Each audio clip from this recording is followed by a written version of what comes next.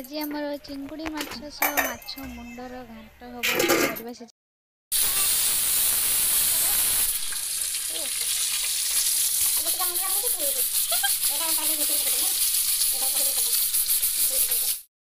ଗୋଟେ ପିଲା ଟ୍ୟୁସନରୁ ଆସିକି କେତେ କାମ କରୁଛି ବୋଉ।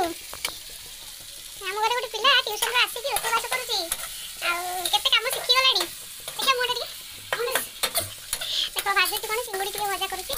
ସେଟା ଚିଙ୍ଗୁଡ଼ି ଟିକେ ହଳଦୀ ପକା ଆଉ ଟିକେ ପକା ହଳଦୀ